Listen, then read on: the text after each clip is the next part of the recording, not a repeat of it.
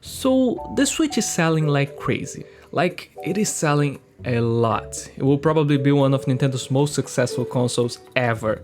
I mean, it already is. It is on the road to be the most successful console ever. That's great for the company. Nintendo's making a lot of money and I'm pretty sure they are happy with that. But there's also a question. What will be Switch's future? Because we are in a pivotal moment for the console right now.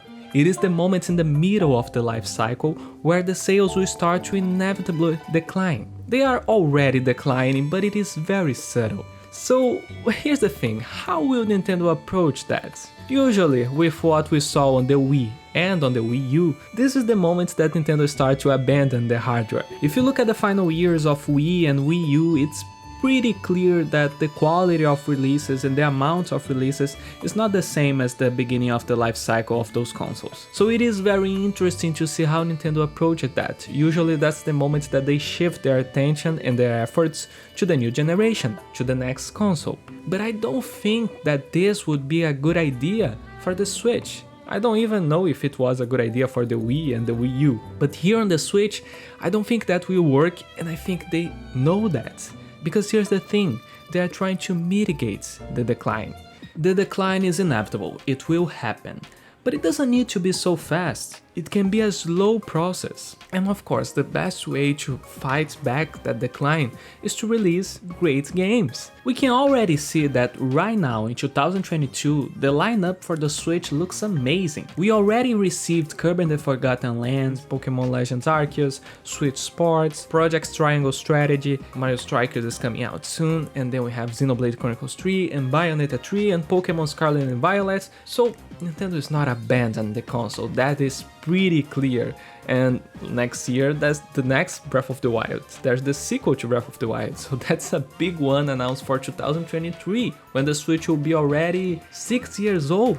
At that point in life, the Wii U was already like out of the conversation. So it is pretty crazy to see how things are coming up and how different things are. I think the success of the Switch is not like the Wii, where people were buying for a novelty, for a new function, just to play 2 or 3 games. No, I think people actually like the Switch, like the concept, because it is so good to use, it is so easy. Like, it makes easier to play video games, you know?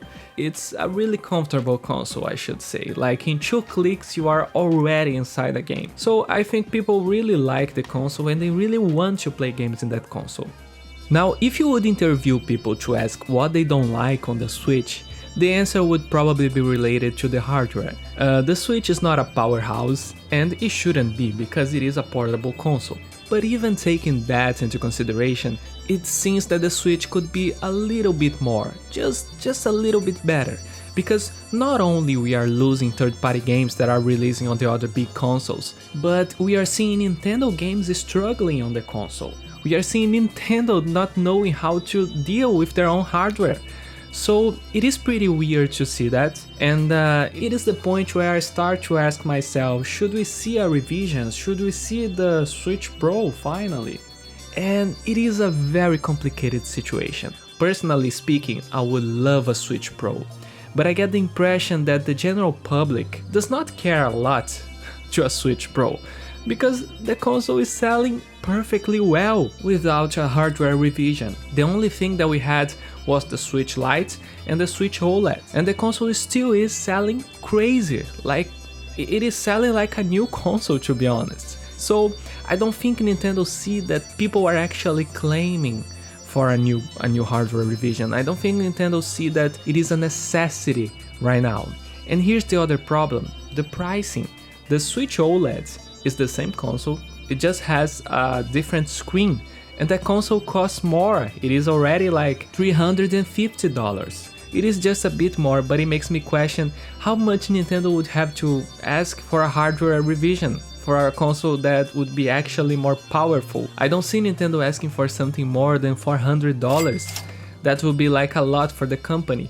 And we can't compare it to some stuff like, for example, the Steam Deck, because Nintendo has kind of a different policy compared to other consoles in the way that they sell hardware. They don't sell a hardware if they are not to receive a lot of profit, you know? That's very specific of Nintendo. So I don't see a Switch Pro right now fitting in their model. They would probably release like in 2 years from now. And by that point, it will already make sense to release a whole new generation.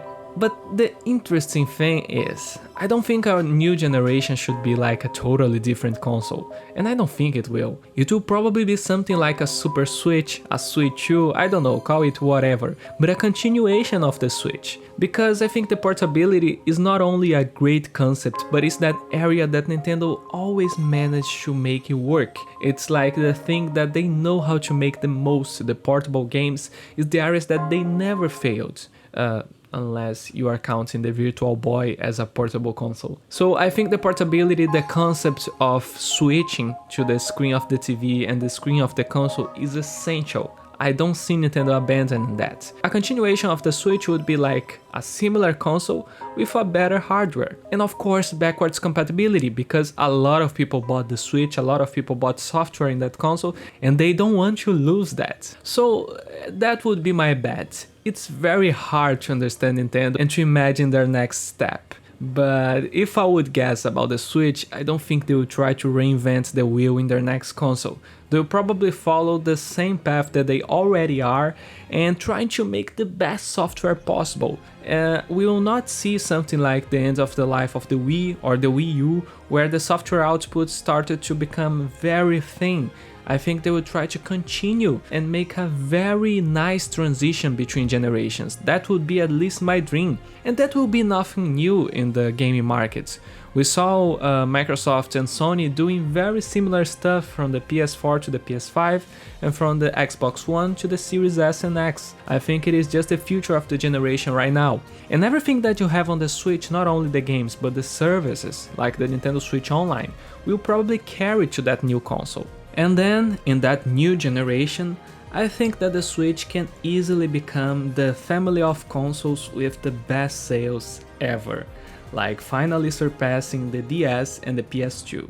But in the position that the Switch is right now with the current models, I think it's very hard to surpass that numbers, even though it will end up pretty close. Anyway, I just wanted to share some of my thoughts about it in that video. I hope you guys enjoyed the video, and I'm curious to know what you all think about it. What you guys think will be the next step for Nintendo, how Nintendo will actually act in a moment like this, because I think it's a pivotal moment for the console, and it will be quite interesting to see how they will approach that.